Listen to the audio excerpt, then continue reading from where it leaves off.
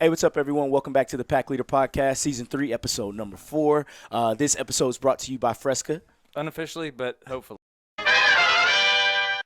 Yeah, not really, but Blanton keeps hoping to pick them up. But no, thanks for tuning in. Before we get started, I want to say thank you to all of our pin pool members. Just a quick update there. We're holding strong at $506 a pin. The team has 67 pins right now in total. We were able to pick up 6 at the 44th Annual Midwest Classic. And in terms of who has the most pins, Dennis Verrilli has 8 still. But John Parker. I've been giving John Parker a hard time. Hey, he's closing the gap. He picked up 2 at Midwest. Yeah, he's got up to 7. And Asa has 6. He's tied for 5th in D2. Who is? John Parker. Oh, really? Yep. Nice. He's a pinning machine, man. And then Will Evans still holds the title for fastest pin, 28 seconds. Yes. A quick point. You said we're holding strong at 506. Better than holding is climbing. So, If you'd like to pledge, you can do that. But no, in all seriousness, thank you to each and every member. As I said in the last couple episodes, this has been the most successful pin pool campaign that we've had, and that's because of you guys' generosity and support, so we really appreciate it. Next up in the segment, All Things Newberry Wrestling, I'd like to talk about National Rankings, Coach, which we were just doing a little bit. Yes, and I don't like how they do it. Yeah, why not? Because, so, for instance, Montevallo, they are nationally ranked as a team, higher than us because they use the tournament rankings, not dual rankings. So the fact that we beat them in a duel here at our place is irrelevant statistically, which is fine. I'm good with that. But they have a wrestler ranked number 1 in the country at 133, solid. Beat us here, won Midwest. Individually, great wrestler. As a team, we beat them at Midwest as a team. Our team finished higher than their team by a statistically significant percentage of their team score compared to our team score, and we were without 2 of our guys, including our highest ranked wrestler. So it just I don't love how the fact that their voting puts them higher than us. We literally just did it in real life. Yeah, and I've never actually described the methodology that they use for the NWCA rankings on the podcast. So right now we have 2 wrestlers ranked in the NWCA coaches poll. Individual rankings at their weight. Yep. And so it's called tournament poll methodology, and it's a tournament power index ranking where it's not based on our dual meet strength, but the points are broken down by individual rankings. So if you're first, you score your team 20 points. Second, you score your team 16. Third, 13. Fourth, 12. Fifth, 10. Sixth, 9. Seventh, 7 points, and so forth all the way through 12. And so, Blanton's issue is that the one wrestler that they have, he scores their team 20 points. So, yeah, that by this methodology, that puts them at number 22 in the country with 1 ranked wrestler. Right. Even though we just wrestled a tournament where he won the tournament and scored max amount of points for their team, but we beat him. That's where I'm frustrated. But, no, OMB's doing a great job down there. Good job recruiting, good job building the program. They were a lot more competitive at Midwest, so he's obviously, really getting them going. So I'm not trying to take anything away from him. He was here a few years ago as an assistant. Good dude. We're good friends, but just frustrating to see something like we literally just beat them in a tournament and they're ranked higher than us in the tournament poll. Yeah, no, I feel you there. Just kind of way it falls with the way that they do the votes. And we did receive 7 votes. Devin Moore came in at number 9 in the country at 149 pounds, and Devin Rice came in at number 10 at heavyweight at Worth 4 and 3 respectively. What's up? Worth 4 and 3 points. Yep, 4 and 3 respectively. That's how we got the 7 votes there. And those polls came out on December 22nd. And then the other rankings that are becoming a little bit more popular is the open mat. Yeah, right. And so we actually have 5 individuals ranked in that. Shoop slides in at number 20 on the open mat. Devin Moore at number 10. Zabrana Gant, he's out for the year, and we'll talk about that a little bit later. They had him at 13. John Parker, 19, his first ranking appearance. And then Devin Rice at 12 in the open mat rankings. Right. And it's interesting to see where some of the discrepancies are because when you get a guy who's like John Parker, not ranked in NWCA, slides in the open mat, same with Shoop and Zabrana, but like Devin. So those 3 guys I just mentioned are higher theoretically than they are in the NWCA rankings, but then Devin Moore and Rice are both lower. So it is interesting to see. Sometimes you see a certain bias towards like I remember Intermat was kind of the secondary when we were in school. Yeah. And I feel like the Southeast got a little more love from them, so there's, I don't want to say a bias, but like they gave us a little more credit sometimes than some of the other rankings. Seems like the open mat, it's not clear where their bias might lie, but it's interesting, and it's obviously good to have guys ranked regardless of the rankings, having guys in the showing up in the list is good for the program, good for them, a little confidence boost, Yeah. all that kind of stuff. So And and a good reward for John Parker because he's really been showing out. oh man, and I can't wait to talk about that. He's been on fire, and we're only going to have an opportunity to continue showing that we can compete with the best when we go out to Iowa this weekend, which we'll talk about a little bit later. Next piece in this segment, I wanted to talk about signees. We picked up a really big one at heavyweight. We signed Ashton Anderson from Effingham High School, South Effingham High School. South Effingham, I always make that mistake, but he's a hammer, state champ last year.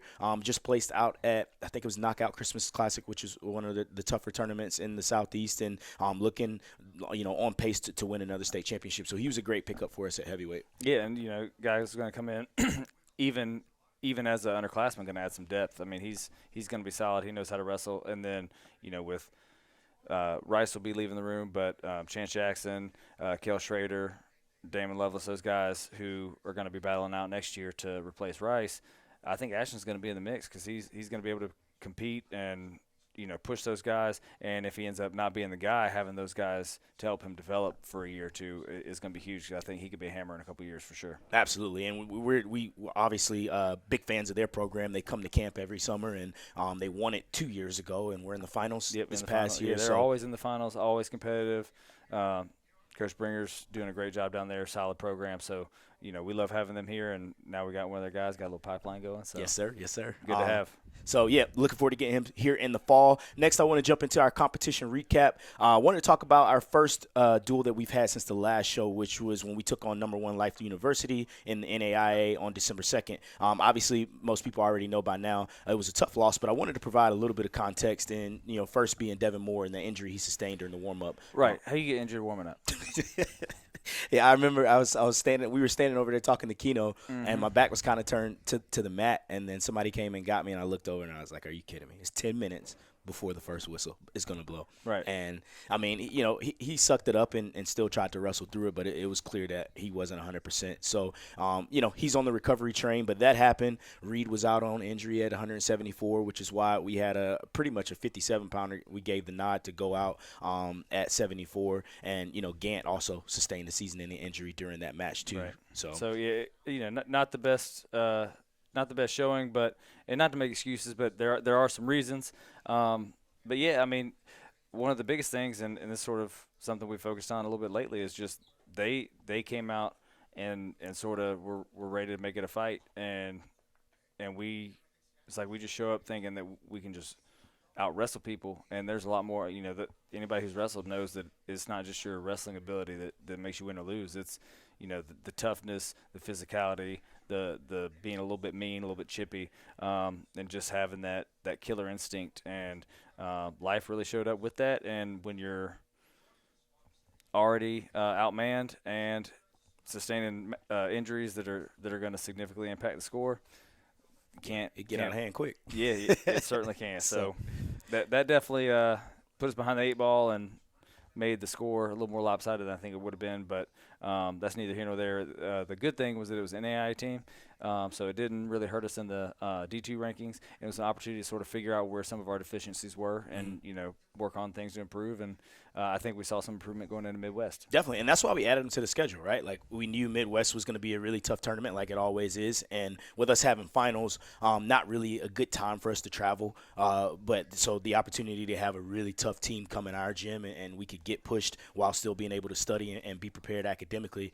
That's why we put them on the schedule. We want to be the best and we want to wrestle the best. And there were a lot of positives in that duel.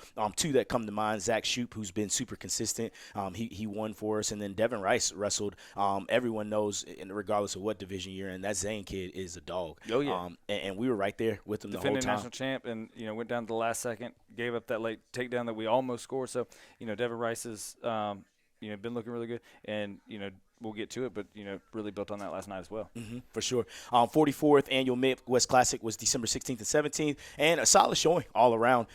Harrington and Moore were out due to some injuries, so we were only rolling with 8 men, which we kind of talked about. And also Nolan tore his ACL for the second time during that tournament. third time, same ACL for a second time. That's 3 ACLs injuries in his college career. Yeah. Hate it for that kid because, man, he was looking so good. He was. He was looking really well, and he has been all through the preseason. So please keep him in your prayers. It's obviously never a good thing when you're a senior and your season's ending. So, but he's been keeping it positive, and the guys have been, surrounding him and supporting him through this time. But yeah, wanted to jump into some of the standout performances because we did have some guys that look really good, starting with D. Rice, who placed. Yep, D. Rice, came out, and he's frustrating at times because every match he wrestles is like watching paint dry for 6.5 minutes, and he's going to get one takedown, and it's just, if it's not in the first period, you just going to go ahead and plan on it being in overtime. he wants to wrestle 8.5 minutes every single match, but honestly, he has been working on that and going to look for that first takedown. Showed last night for sure.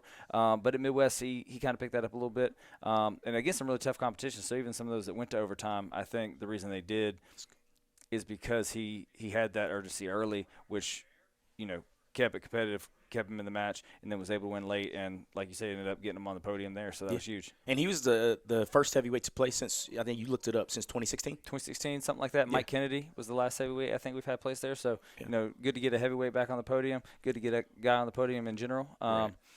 Couple guys really close to the podium. John Parker.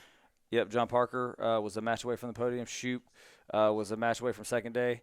John Parker, I mean, he was knocking off people left and right, and honestly wrestled a really long, goofy kid in the quarters. Had that weird step around thing. Yeah. I think was it Adam State? Yeah, Adam State. Adam State guy, yeah. Solid wrestler, but just kind of has that natural gift of that length, and it kind of hit almost a throw, but almost a trip, kind of goofy step around thing. Caught John Parker early, and it was just a little too much. I wasn't able to close the gap, and then lost again to was it Mesa? Is that where it was Mesa. Yeah, the Mesa kid. Had him in a cradle, had him pinned. Yeah. But ran out of time. Yeah, ran out of time. But has been steadily climbing, steadily building, looking good all season. And then, like I said with Shoop, really feeling good about where he's at. He's been improving, building. Probably the most solid and consistent he's looked. Yeah, I think that's what I literally took the words out of my mouth. This is the most solid and consistent he's looked since I've been here. Right. In 2021, I know we had that whole scare in the preseason of that year, and then the second season, and then it took him a while to kind of bounce back and get his bearings under him. But he's firing on all cylinders right now and on pace to peak. I'm really excited for him. Sure. So we had a good break on Christmas, and then we came back January 2nd, which was last night, where we wrestled UNCP. We dropped one to them, 15-27, but again, we had some really strong performances up and down the lineup at 25, 33, 84, 97, and 285. Like we just mentioned, Shoop's consistency, it's been awesome for us in terms of just leadership and showing how you go out and prepare and execute. And then Gilliam, I wanted to talk about him also, that late comeback that he has against Logan Robinson, who's ranked number 20 in the country on the open mat. I mean, that was awesome. Yeah, I mean, and you look at it, it really came down to that last takedown, because I think when he gave up that last takedown, he was only down by two. one or two. Okay, Yep. So a final takedown would have won it for him. Mm-hmm. It ended up sealing it for Robinson. But to get down big early and to come back and give yourself a chance to win, huge for a true freshman who's really, we're just now kind of at the halfway point in the season. So for a true freshman to come out and kind of get thrown into the lineup, obviously he earned the spot. I don't want to take anything away from him there, but kind of get thrown in the lineup and wrestle these tough matches against these high-quality teams. Look great at Midwest, and come out and wrestle a nationally ranked guy to a match that came down to a late takedown. That's huge. Yeah, and he's so coachable. Like every match that he's wrestled, he's made some pretty specific adjustments that we talked about,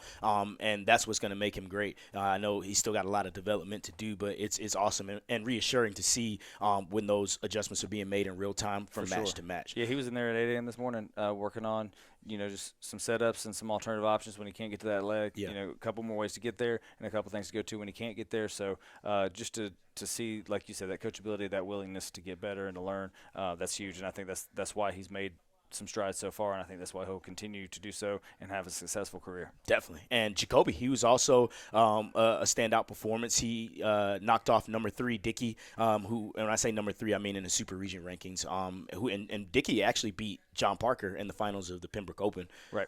So a quality opponent, and it was a great win for us. And I still think we could have opened up the score even a little bit more, missed some counter offense, shot counter opportunities, but really happy to see him looking good. And John Parker, again, just, goes out and avenges a loss against, was that the kid that beat him last year? Right. What's his last name? It escapes me. Steele. Yeah, Garrett Steele. So it was, and by a pretty significant margin. It wasn't like it was close. Both those matches were a lot more decisive than the score indicated. I think Jacoby ended up winning by 1 or 2, but really dominated the match. Mm-hmm. I mean, it really should have been almost a major, Mm-hmm. and I think John Parker's match was a major, but it easily could have been worse. Yeah. A couple back points here and there that were close, little things like that. So really those 2 matches for sure, as far as score not being evidence of the dominance, that's the case there. But two pretty dominant performances, and then one where the score was pretty accurate. Devin Rice. I mean, he went out there and he wrestled really well. And Massimo Sullivan, he's a solid opponent. He actually beat Rice at Midwest last year. Yep. I think Rice has kind of had the edge in all the matches since then. Mm-hmm. But and they've wrestled a few times, a couple times after Midwest last year. Maybe once already this year. At least once this year already before this. So a quality opponent who knows Devin, a talented opponent. Lost to Devin in the match to qualify for nationals last year. So a guy who's right there on the cusp of being a national qualifier. Really solid, capable heavyweight, athletic, moves well. So just nice to see Devin go be that dominant against an opponent who we know is a quality opponent. Yeah, and to see his offensive output just be a little bit higher as well. Way higher. Was he looked great yesterday. Big commitment to top. So really proud about where he's at. Will Evans did sustain a pretty significant injury last night, though. So also just speaking of keeping athletes in prayers, keep him in your prayers as well. I think it's pretty clear that we got some work to do. 149 through 174. It's really hard to win a duel when you drop 6 straight bouts, and at the end of the day, we need these guys to step up. And obviously we're going to continue to work on skill development and a lot of those intangibles you talked about, like the mental toughness aspect, because we're not going to get a break at national duels. Oh, yes, we sure. start off with number 6, St. Cloud, and so it's going to be a tough one, and we got some work to do. So we're back at the drawing board today. Yeah, and I mean, something that's not really a standout performance, but even something that, worth mentioning, and you didn't list it, so it's sort of one of those fly under the radars. But even Harrington at 41, had a little bit of a crazy weight cut, was coming off of an injury, so wasn't really sure how much he could push himself to train and to get that weight off. Ended up being, a little over with short time, and I think just kind of that last day really emptied the tank in terms of what he had available. So he was kind of going out there already on E, and, man, he gave him 30 seconds of hell. I mean, he came out of the gate with a great takedown, got him on his back, almost turned him a second time, had a nice half, and I think just fatigue and maybe a little cramping, just, evidence of a bad weight cut, caught up to him real quick, and he ended up losing that one. But, that's as much as it's negative to lose a match, and he's in that list of 6 straight, but some positives to build on there as well. Yeah, definitely. So we're excited, man. I will say this. I was thinking about it on the ride in this morning. Obviously losing sucks, but wrestling some of the best teams in the country is fun. It's what we live for, is what we do, is why we train. And so to go out and wrestle a number 9, to have the opportunity to wrestle a number 6 in St. Cloud and some of the other teams we'll see this weekend at Iowa, I mean, that's what we want. So I'm really pumped up for this weekend. We fly out tomorrow, and we'll talk about that a little bit later, but we leave here bright and early at 5:15, and we'll hit the road to go. But I'm excited for a good weekend. Yeah, it'll be fun. And like you said, I mean, it's fun wrestling these good teams. Even when the team score might be a little lopsided, each individual match, a lot of times these individual matchups are so close and so tight and so competitive that's what makes it fun. It's fun to be competitive in a match, and just whether win, lose, or draw. If you beat the heck out of somebody or get the heck beat out of you, it's not nearly as fun as when the matchups, and especially when the matchups and the team score are both super tight and competitive. Those are the ones that are a lot of fun. They suck to lose, but they're fun to wrestle. Absolutely. And they're really fun to win. Yeah, because if you love to compete, at the end of the day, that's what you want. That's Absolutely. what you want. So next up, I want to talk about or get into our interview with Debacco. He was a former teammates with us. He was a JUCO standout and came and had a really solid career here. So we're going to jump into that interview, and we hope you enjoy. All right, what's up, everyone? We're here with Dale Debacco on Pack Leader Podcast. This is season 3, episode number 4. Debacco, what's up, man? Not much, man. Just hanging out here in Niagara Falls, good old Niagara Falls. Nice, nice. What You kind of shirt know, is that you got on? Is that like a refereeing shirt? I can't see. it's actually well, technically, I guess it is a refereeing shirt. I did the brawl at the Falls this year, like the old timers tournament at Niagara, Yeah, and Coach gave me this polo to referee in, so I'm nice. loving it. That's awesome. It's my favorite golf polo, Yeah, you My got to fa- have a good polo in the collection. yeah, and so I figured I'd support my alma mater, dress up for the occasion. Yeah. Well, it's awesome to have you on the show, man.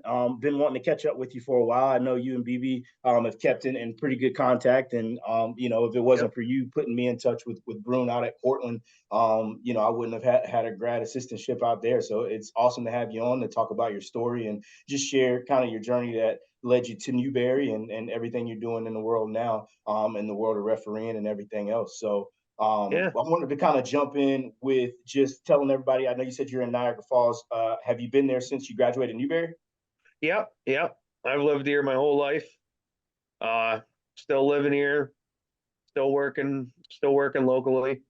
Okay, Uh, you know, nice, it's going awesome, man, good, going good. cool. And so tell everybody a little bit about, what year did you graduate Newberry? I graduated Newberry 2011. Okay, 2011. And then I know you were JUCO before you came in because I remember I think me and you actually had to wrestle off one year. Yeah. But kind of give everybody the journey of like where you were at pre Newberry and kind of the journey that led you to Newberry College. Okay. I was a decent wrestler in high school. I had exactly 100 wins. I Nice. got my 100th win in the sectional semifinals. Uh, so I wasn't really pursued, so to say. You know what I mean? Like by colleges and stuff like that. Niagara was really the only team that was looking at me, and I had known Coach Canula since I was a kid. Uh, his daughter was one of my first coaches ever, Nice. and so I went on recruiting trip there. Decided to go to Niagara, and my career panned out pretty good there. Definitely.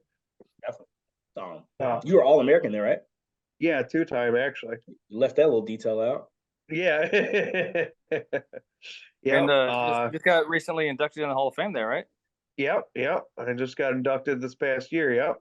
Nice. Congratulations. Thanks, man. It's been a fun ride. It's been a Nice. fun ride. Definitely. But yeah, two-time JUCO All American. I imagine stock went up pretty high after that senior Yeah. year, right? Yeah. And still didn't get any D1 offers after that. You know what I mean? Like I was looking at Cornell. That was one of my big choices, but I just don't think I had the grades to get in there, even though I had like a 3.41. But then Coach Kelly Revels, he called me up one day and he said, "Hey man, we saw you did pretty well at nationals in the last couple years, so we wanted to get you down here." And I told him, I was like, "Well, I can't pay for a flight, dude. I'm a broke college kid." And he was like, "Oh, we'll fly you down here." And I was like, and that was one of the first attractions that really brought me down to Newberry. That was like the first check off the list for sure. Uh, I was pretty excited to get down there. I had just had surgery on my knee, so I was crutching around everywhere. Uh, but once I saw you guys practicing, once I saw you guys lifting and stuff like that, I was like, you know what? I was like, this is the place for me. Definitely. So, Who did you stay with on your visit when you were here? um, that kid from Alabama, Bryant Nick. Oh, Nick Donlin, yeah. Yeah, Nice. Roll Tide. roll tide. Nice. So yeah, and then so fast forward, you come to Newberry. Obviously you said the financial aspect and them being willing to invest in you, in terms of paying for that flight to get you here. Fast forward, they get you here on campus for the visit. You see us practice. What are some other things that made you feel like Newberry was home when you were here? The coaches, man. Valak. I could tell Valak was a great leader. You know what I mean? He was focused. He cared. He picked me up from the airport, so we had a good conversation on the way in. So that was the first time meeting Valak. Coach Revels, you know what I mean? Coach Revels looked after me my whole time at Newberry. He was a mainstay. Mhm. Um, Coach Finley, I loved Finley too. Finley was more of a quiet, laid back guy, but he cared a lot about me. Yeah. That I was. So I think it was really just like how much they cared to get to know me and work with me and stuff like that. Yeah, no, definitely. I mean, 10 years later, and I still keep in touch, really, really good in touch with all of them. I mean, Finley Yeah. refs is probably ref. What would you say, Blake? Like 40% of our matches? Yeah, he's around a lot. Being Yeah. local, that certainly helps. Oh, So that's awesome. yeah, we see him all the time, and anytime I need advice or anything like that, I definitely don't hesitate to reach out to Valak and Rebels is in North Charleston now, but it's definitely awesome to keep up with those guys. So you get to Newberry, and like I said, me and you have to battle it out for spots a couple times, and Yeah. national duels. Kind of give me and Bland some of your just highlights of your times while you're here. What are some memories that stick out to you? I would say me and Bryant winning the Midwest Classic. That was definitely a big. I mean, that was the biggest tournament win of my career. Yeah, I don't think I had ever won. I never really won that many tournaments. You know what I mean? Like I was competitive. I was usually second or third place.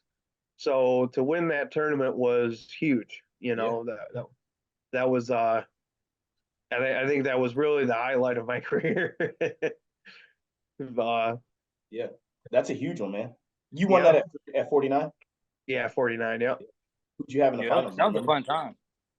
that was a fun tournament. That was when, I mean, really, that I look back on our careers, and that was sort of one of the times that things were click on all cylinders up and down the lineup. Really, like Yeah, as a team, we had a great showing that weekend too. I mean, I just remember that being a really fun tournament. yeah, we broke the win record and stuff, or the point record We still again. hold that, by the way. To hold Oh, that, really? Yeah, Do you know what it is? I don't even know what it is. it's like 260. It's crazy. I was looking the other day in it's the like great. book. That's wild. Yeah, because Lander just won it with like I want to say one. I don't want to Less say less points. it was like 160 something. I don't know. I have to have a look, but it wasn't that Yeah, nice. Well, yeah, man. And so after Newberry, you graduated. I believe it was I remember you being a big math guy. Wasn't a mathematics and major? I also cut 16.9 pounds to make weight for a duel and then beat the best kid on their team. That's a good memory too. Which duel was that? The St. Andrews Presbyterian. Oh, I don't know if you remember that 6 foot tall curly headed kid, yeah. but Is he that was the he year was you had to come get me, Blaine? What's that? Was that the year y'all had to come get me for that St. Andrews duel? Oh, I don't know if that wasn't. It probably was. Yeah.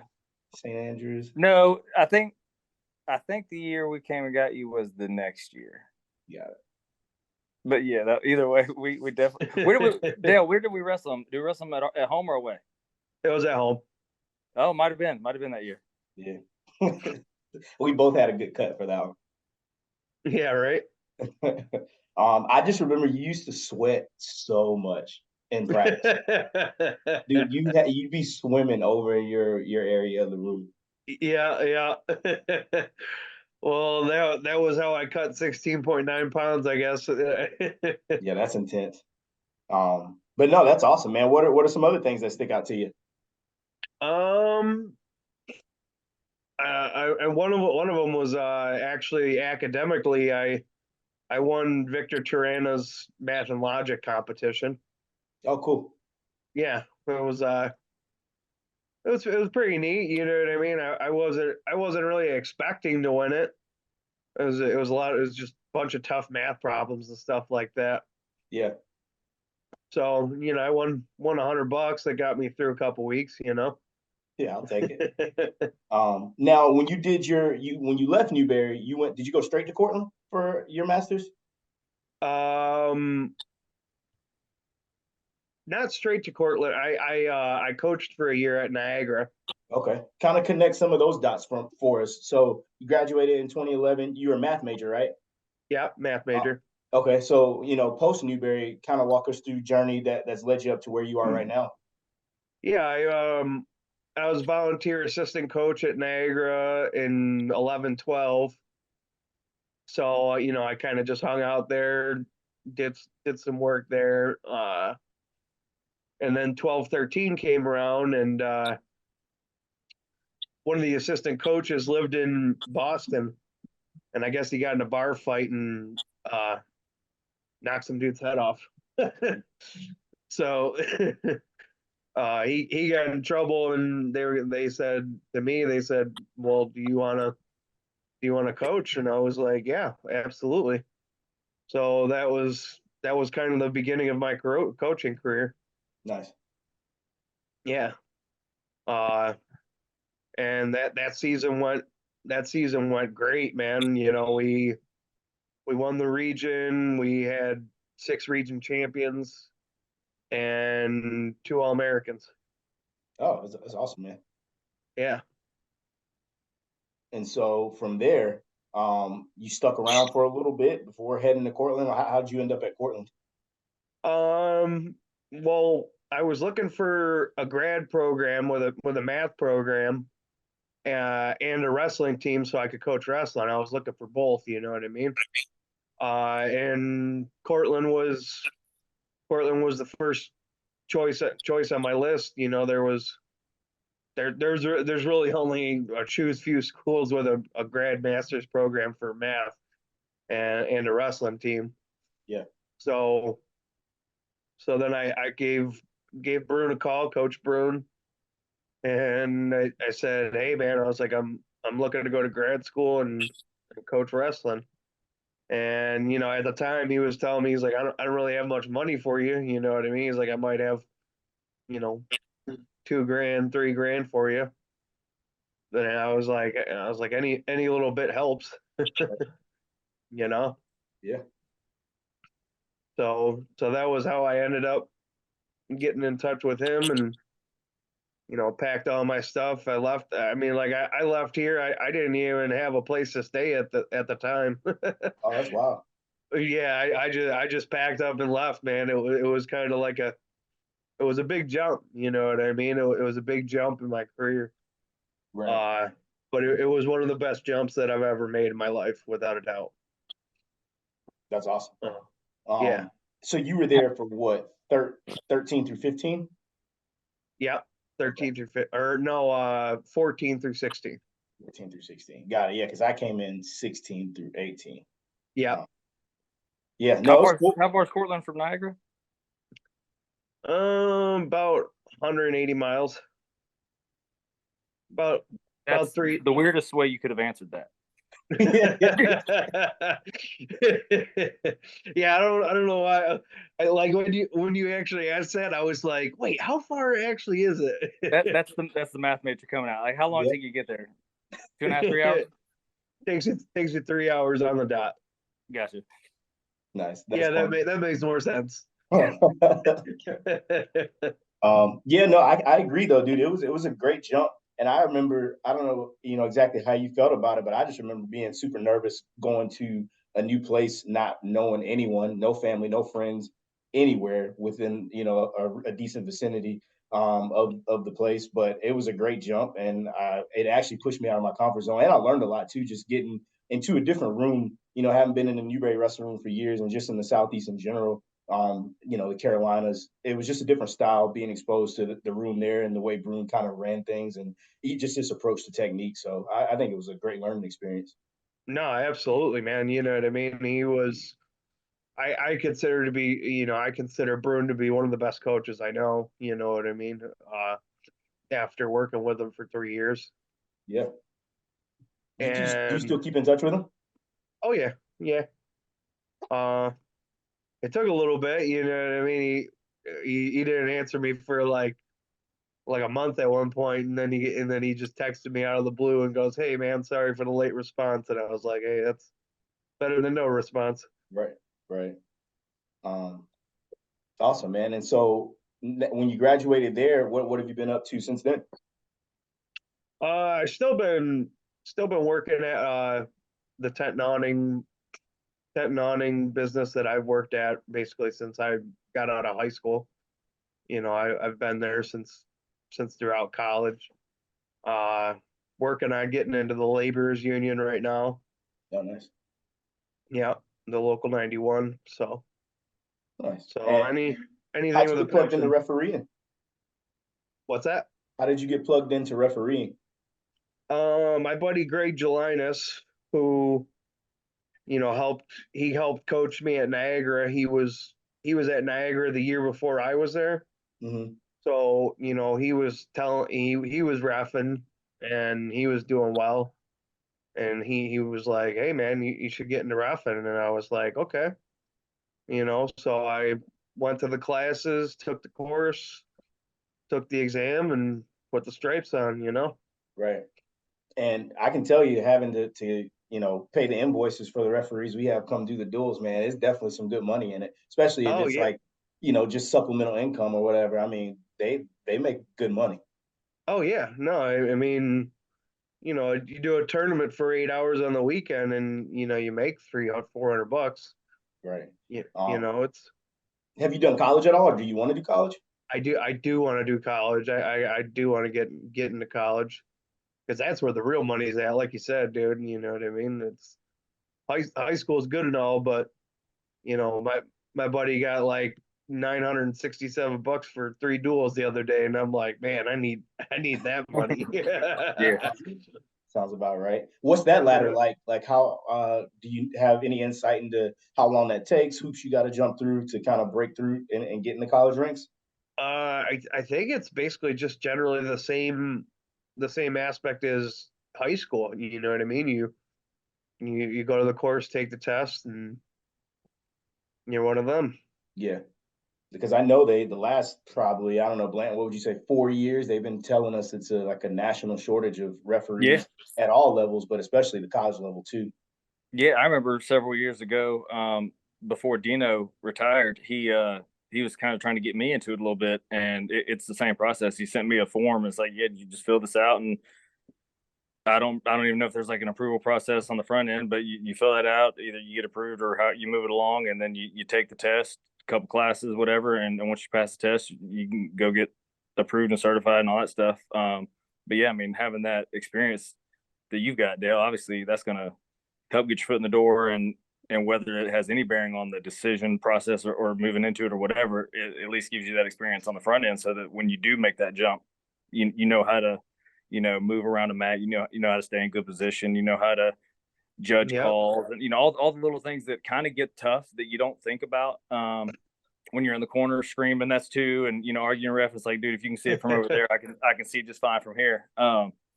But yeah, no, I mean, I think that experience and all that stuff is going to help you tremendously. I know you've been working hard to kind of, I guess it's almost in some ways more official at the lower levels because you've got like, you were telling me you just got upgraded.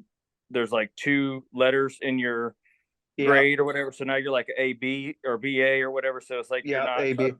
you're not a B tier anymore. You're like halfway to A tier, I guess is what that means, right? Yeah. Yeah. Yeah. Basically.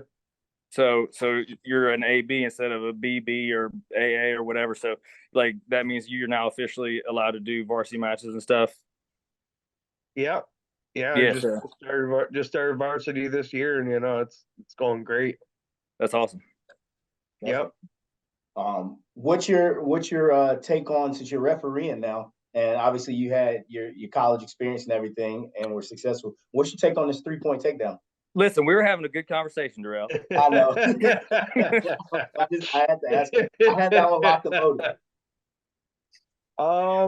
I think it's great for the sport. I think it's I think proportionally it makes more sense. You know what I mean? Because if you take someone down and let them up twice, all they have to do is take you down once and the match is tied. That doesn't really seem fair. You know what I mean? Because now the match is 2 takedowns to 1 and the match is tied. So how that doesn't really seem fair to me. So I think it's putting a little more distance on the point scoring. Because now you're up 6-2 and it's like, man, now that dude's got to get at least one takedown. Yeah. So to have to get at least one takedown, at least two apiece, that seems a little more fair to me. Right. Um, yeah, I mean, I'm telling you, we've seen some really, really high scoring matches. I mean, you saw that one that kind of went viral, that Josh McCutcheon kid from Gardner Webb, him in the match they were in, they put up like, 20 or 30 points or something like that each. It was a crazy match. Yeah. I know that's an anomaly, but just even, coming off Midwest, there was a couple 20-point matches out there. I saw one that was like 25 to 23 or something. Um, Wow. yeah. So it definitely made the point scoring a lot higher. I was better on my feet, so I like it, but I know Blanton's not as much of a fan of it. Nah. It's just about the sport. I mean, like you said, like you, in your opinion, is good for the sport, and it adds, that extra degree of reward for what I guess most people interpret to be sort of like the fundamental goal of wrestling, like go out there and earn takedowns. But to use your exact words in your exact scenario, if you go down, take him down twice, and let him up twice, first off, why are you letting him up? Like, he should have to earn that escape. And if he earns the escape, then that's a point earned, and then it's 2 scores to 2 scores. It's not like, yeah, it's still 2 takedowns to none, but he earned 2 scores, you earned 2 scores, and then when he gets that third score on his one takedown, yeah, it's 2 takedowns to 1, but it's 3 scores to 2. To me, that it's okay for it to be tied in that sense. And so that's where I think people kind of lose sight of, it's a 3 position sport. We need to wrestle all positions, and we need to take all positions seriously. If you're taking people down and letting them up, that means you're handing out free points. Why do you care what a takedown's worth if you're just going to give away free points to everybody? Well, I think people value, or the assumption for most is that it depends on who you're wrestling too, though. But like saying that a I can tell takedown is you, worth. I was easier to take down than I was to escape from. I can tell you that right now. Exactly. That's where I was going with that. But for a lot of people, in general, just to work through the hand fight and get a takedown, you weren't easy to take down, that easy. You won the national championship, on the podium 3 times. So you weren't that easy to take down. So I think just point wise, it makes more sense for, yeah, it might be, 2 scores and 2 scores, but my 2 scores are like weighted heavier because it was harder to get than the one escape that you pretty much, whether you earn it or whether I cut you. I think we can agree that if you were going to weight each score, the takedown should be probably weighted a little bit. Right. You should waited 100% more. Now it's 200% more. That just seems like it's 300% of the value. That's crazy.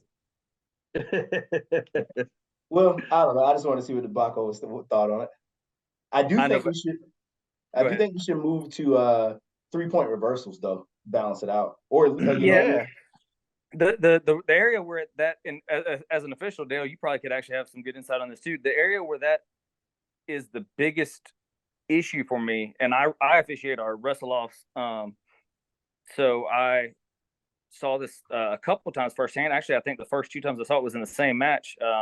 We had a guy who got taken down, but like, it was one of those, by rule and by every definition in the book, it was a clear takedown, but very, very quickly got the reversal like twice, and it ended up costing him a total of a 2 point differential, which is theoretically up to a 4 point swing, depending on how all that gets scored and all that. Or I mean, I guess it could have been a bigger swing than that, depending on how you look at it. But anyway, long story short, he got immediate reversals after takedowns, and it's just one of those things where it's like, man, if that scramble's that close, does the kid really deserve to have,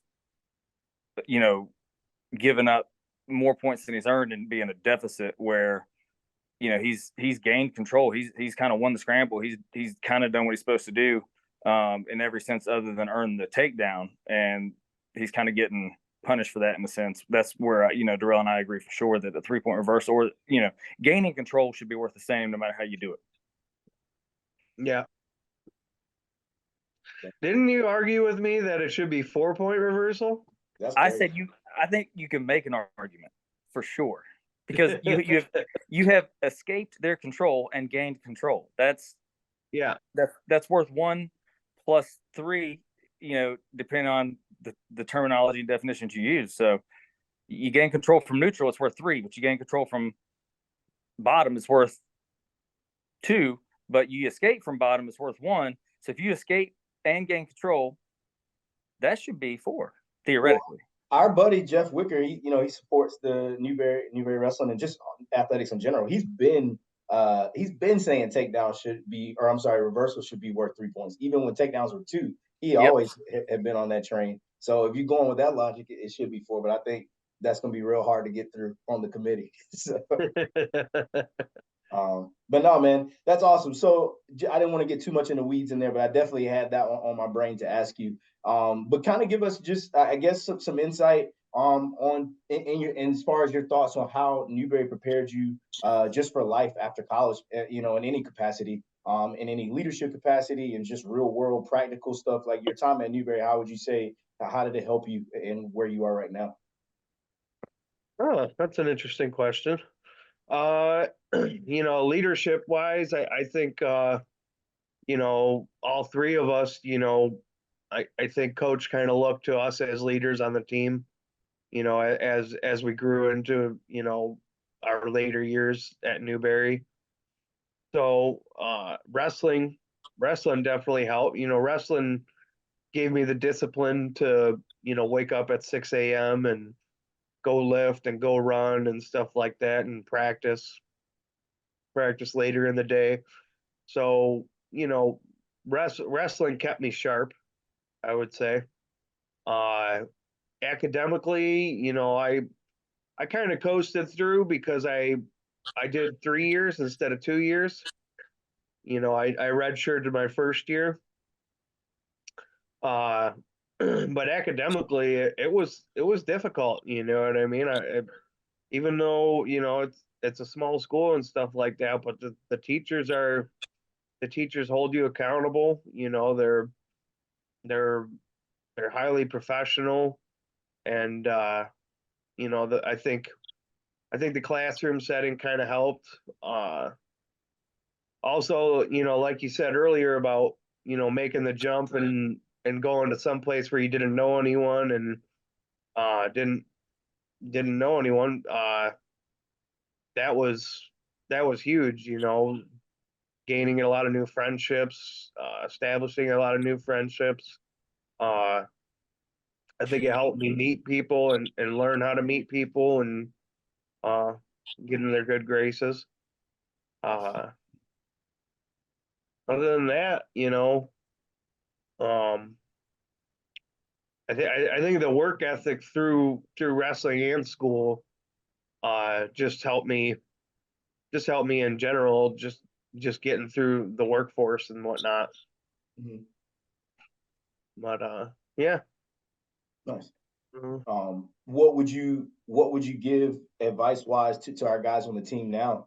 Just experience being the best teacher, looking back on your career for the guys we got in the lineup and on the team who want to be national champs and all Americans and have huge goals even after college. What advice do you have for Um, I'd say embrace the positives and uh find a way to correct the negatives. You know what I mean?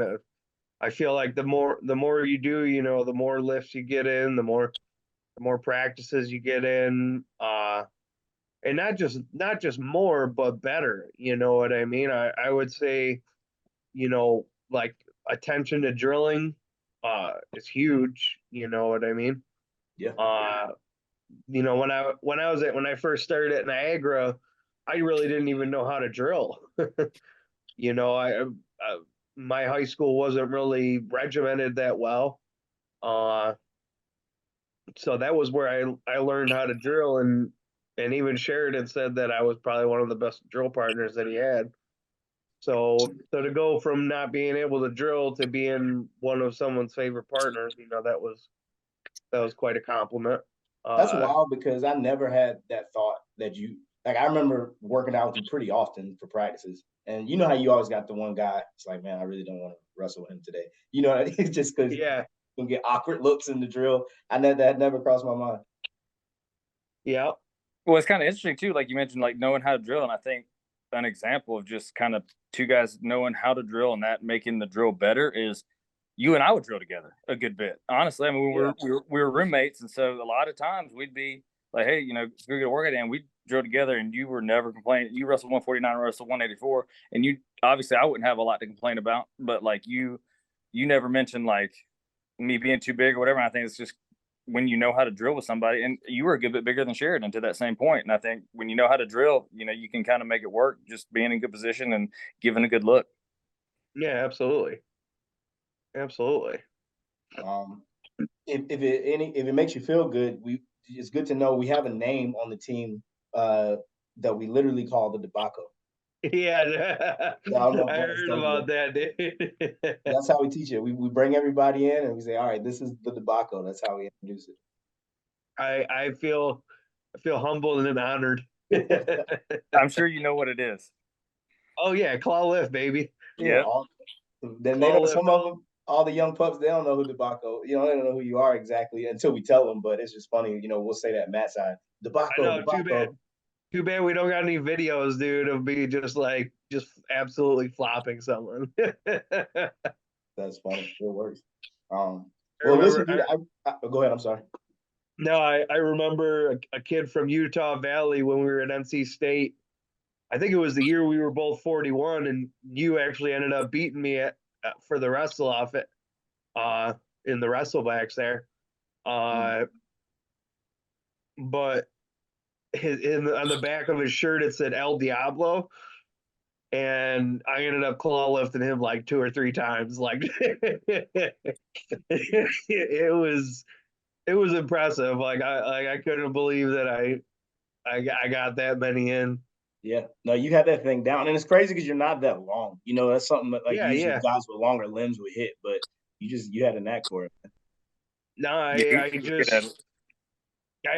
just had the technique down. You know what I mean? It wasn't, and a lot of people when they try the claw lift, they try to lift with their arms, but what it is it's the swing of the hips and that hip pop.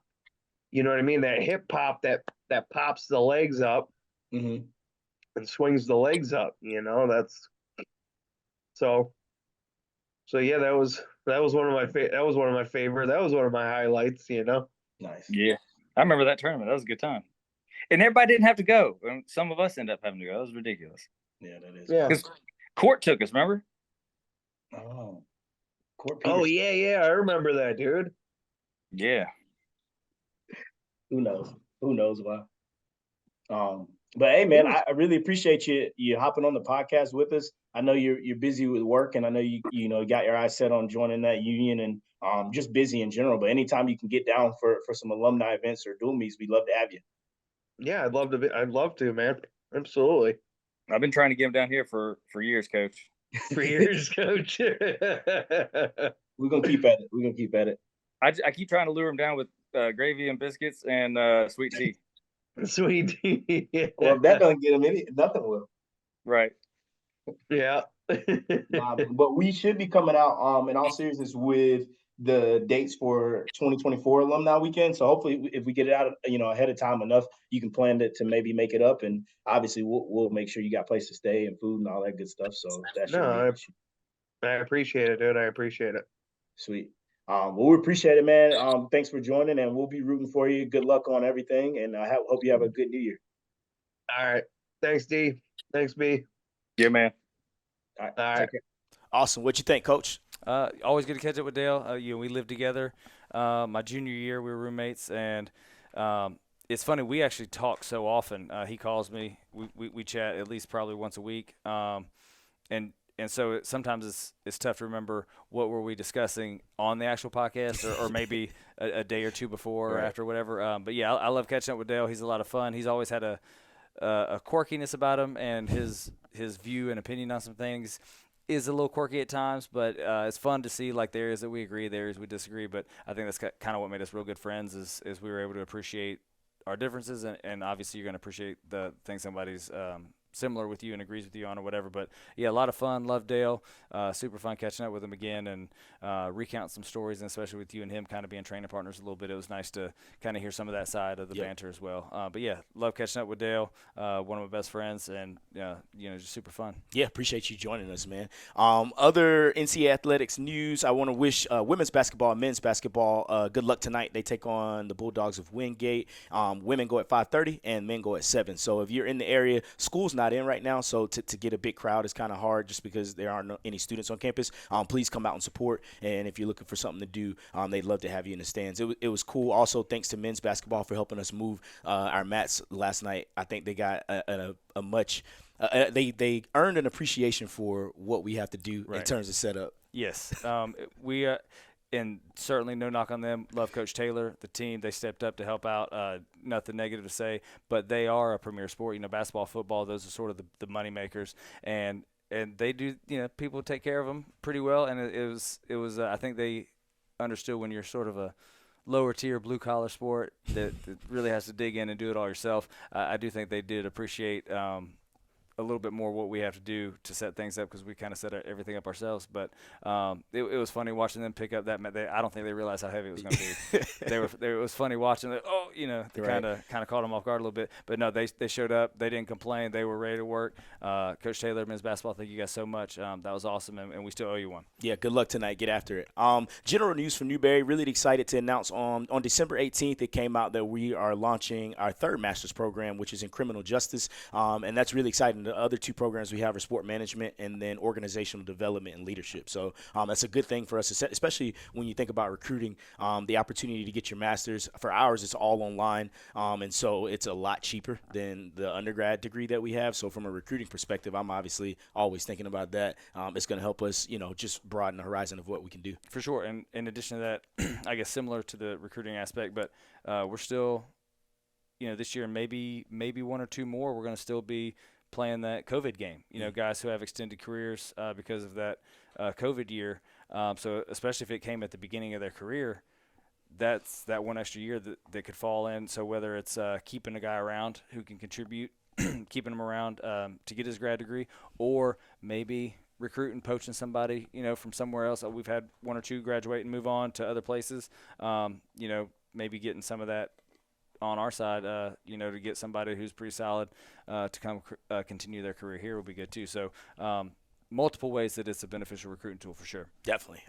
And shout outs for Newberry alumni. I want to say congrats to BJ and Dana. They just had a baby girl. And then also Brundage has secured a huge fight. UFC is against Bo Nickel on April 13th, which is actually my birthday. But good luck as you're training and preparing for that, man. That'll be fun to watch. Yeah, that'll be huge. And also shout out to the guys who our former teammates, alumni, pin pool members who've shown up for a few duels this year. Keno Duddy, Whitelock, Wade, Tony Washington, Latre. It was good to see him, man. Yeah, it was like just a good old reunion. All you pin pool members and everybody who comes to matches, we appreciate the heck out of y'all. So not to discount you guys, but it is cool to see some of our old buddies kind of prioritize us a little bit and make the trip down. Shelling out for hotel rooms and all this stuff just to come support us and watch their alma mater compete a little bit. So appreciate you guys a lot. Yeah, and it goes a long way too, when after the match they're giving some of the guys they're preaching the same message we are, but it's coming at the guys from a different angle. And I think sometimes that helps things sink in a little. It's kind of like your parents can tell you something 3 and 4 times and it's one ear out the other, but then a friend or a teacher or a coach tells you the same thing, and all of a sudden you have that aha moment. Right. If your first name's dad or coach, you're dumb. Right. But if it comes from somebody else, it makes a lot of sense. Yeah. Shout out to you guys as well. Upcoming, like I said, we leave tomorrow morning, hit the road at 5:15 to fly out of Charlotte, and then we start competing on Friday, January the 6th, and Saturday, January 7th. First match, we take on number 6 nationally ranked St. Cloud in the first round. So please check social media because we'll post links in terms of how you can stream and follow on Track Wrestling. Absolutely. Looking forward to going there, being competitive. It's always a fun tournament, and they've expanded the last couple of years to where they pretty much place everybody. So, we'll get a chance to wrestle a few matches. I think where they guarantee 3 or 4 minimum. Yeah, 4. Something like 4 minimum. So we'll go out there and really see where we stack up and get a good preview of what we need to work on to really prepare for that end of the season run. Absolutely. So we appreciate you guys joining. Thank you for your support as always. Make sure you're giving us a follow on social media if you haven't already, and we'll see you next month.